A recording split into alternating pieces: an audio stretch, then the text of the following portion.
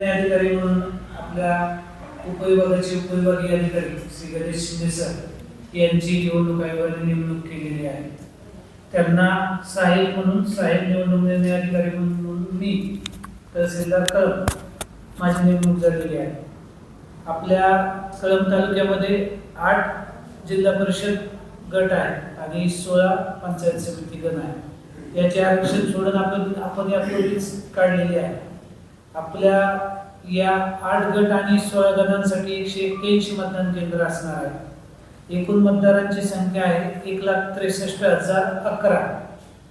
त्यापैकी एकूण पुरुष आहेत 86,090 आणि एकूण स्त्री मतदार आहेत 76,921. या मतदान केंद्रावरती आणि सर्वच कायदा सुव्यवस्थेसाठी एकूण जवळपास 1000 पोलीस आणि अधिकारी, त्यात DYSP साहेब, पोलीस उपनिरीक्षक, सहाय्यक पोलीस उपनिरीक्षक, पोलीस उपनिरीक्षक आणि पोलीस अंमलदार आणि होमगार्ड असे मिळून जवळपास 1000 पोलिसांचा फौजफाटा तैनात असणार आहे. स्टाफ लागणारे सगळे आपले कर्मचारी आणि पोलीस कर्मचारी असे 1000 असणार आहे. त्यापैकी निव्वळ कामासाठी म्हणजे आपल्या निवडणुकीच्या कामासाठी आपण जवळपास 205 टीम्स 181 मतदान केंद्रासाठी राखीव सहित नेमणार आहोत. प्रत्येक टीम मध्ये एक प्रिसाइडिंग ऑफिसर प्लस 3 इतर पोलिंग अधिकारी कर्मचारी असतात. असा प्रत्येक टीम ही 4 सदस्यांची असते. क्षेत्रीय अधिकारी आपले 16 झोन केलेले आहेत. 16 गणांना 16 झोन मध्ये आपण हे केलेलं आहे. त्यात 2 राखीव आपले झोनल अधिकारी आहेत आणि 16 झोनल असणार आहेत.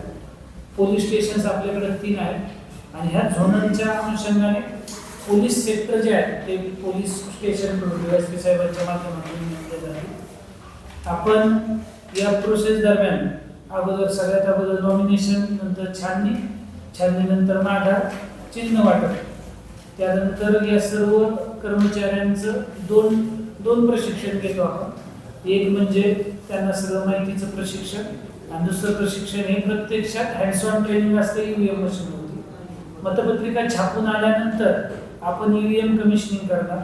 EVM कमिशनिंग आपण सर्व उमेदवार आणि त्यांच्या प्रतिनिधींच्या समक्ष करतो. या दरम्यान 4 तारखेला आपलं डिस्पॅच असणार, म्हणजे सर्व मतदान केंद्राच्या पथकांना आपण नियुक्ती देऊन त्यांच्या ताब्यात सर्व साहित्य आणि EVMs देणार आणि त्यांना रवाना करणार. 5 तारखेला सकाळी 7:30 वाजता मतदान चालू होईल. तसेच या दरम्यान 3 SST पथक आपण आचारसंहितेची काटेकोर अंमलबजावणी होईल याच्यासाठी पोलिसांचं माननीय निवडणूक निर्णय अधिकारी साहेबांनी नियोजन केलेलं आहे. त्यासाठी 3 स्थिर पथक म्हणजे SST पथक आपण स्थापन केलेले आहे.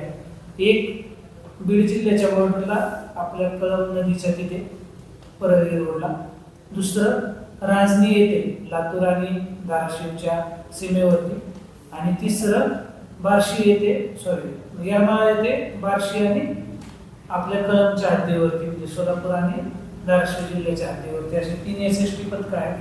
तसेच 3 FST पथक म्हणजे फ्लाइंग स्क्वॉड आपण स्थापन केलेले आहे.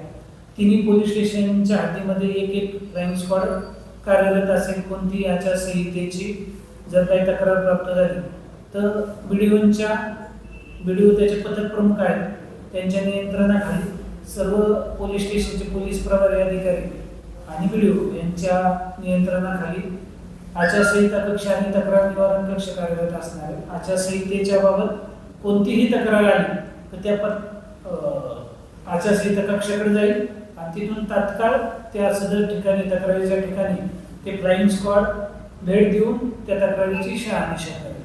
तसेच VST म्हणजे व्हिडिओ सर्व्हिलन्स पथक ही आपण 4 स्थापन केलेली आहे.